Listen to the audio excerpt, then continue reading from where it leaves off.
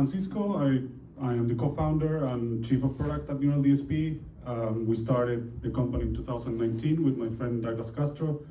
We met long ago in 2009 when we were both living in Santiago. We had both been exchange students in Finland, and then he moved to settle his first company, Darkglass Electronics, for a while there, and then we started shuffling ideas. I wanted to do some software products because I produce music. That's what I like to do in my free time, play guitar and make some songs. So we saw some need of like some software products. We started with the Darkglass pedals because it was a really safe bet. We already knew that people demanded this software and we wanted to do it right. And then we jumped into the guitar market with the Nameless, which was our first partnership with a brand and creating the first guitar product.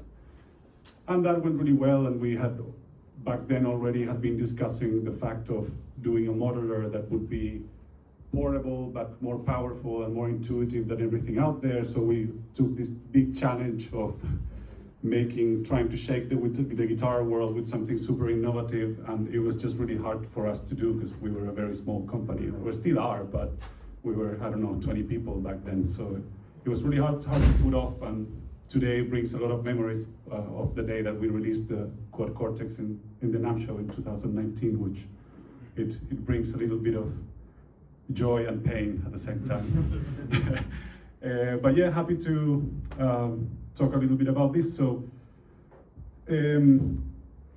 after the success of Quad Cortex and Nano Cortex, we noticed that Quad Cortex was being used in several different environments. It was being used by professional musicians on stadium stages, being rack mounted on trays. It was being used on the floor in medium-sized venues. It was being thrown into a backpack and used in studios by beginner players, or some people that were just starting to play guitar just wanted to buy the best thing. So it became this kind of staple throughout the whole guitar journey, where it sits in many different cases. At the same time, Nano Cortex is a product that is more tailored to people that want the immediate satisfaction of playing guitar with something that sounds great, almost no complications. You don't need a complex signal chain. You just want to play guitar with the best quality there is, which is what we strive for. And at the same time, we have the plugin product line, which we have been putting a lot of effort throughout the years to integrate with the CoreOS ecosystem, so you could bring your sounds from the studio, from writing music, from just playing guitar, quickly into a live performance and without having to go through a lot of friction. And we wanted to bridge the gap between the product line, because Nano Cortex is a very simple unit with no screen, more of a pedal approach that for some people might not be enough. And Quad Cortex, on the other hand, it's a flagship product. It's $18.99 USD, and I don't remember, 17.50 euros at this point.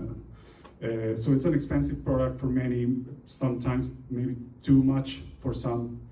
And we have been exploring since the early days of Quad Cortex how to make a product that would be smaller, more portable, and how to do it, right? And after a lot of exploration, we came with this concept, which is what you see here today, which is the Quad Cortex Mini, that basically leverages everything that people love about the Quad Cortex, that is incredibly powerful, easy to use, and it's exactly the same as a Quad Cortex internally, except that it's just smaller.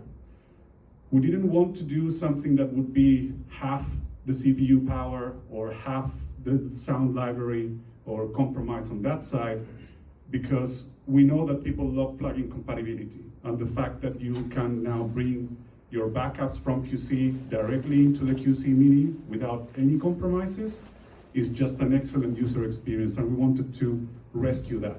If we would have gone with something that would be like half the CPU or half the processing power, then we would have started to find compromises on the UI, on the UX, on all the journeys. So we opted to go for something that is equally powerful, but for people that maybe don't need to play live all the time, that maybe 70% of the time that they spend playing guitar is sound designing, playing at home, rehearsing with the band, and maybe they have less gigs, or they are less demanding users with their feet than they are with the Quad Cortex.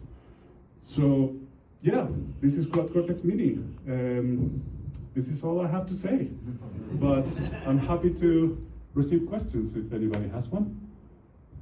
This Yeah. is the US map price on the Mini? The Mini is 400. We're complaining about that it was, pulling out the barrel accidentally. We of course switched to a USB-C port, like back then when we did the Quad Cortex.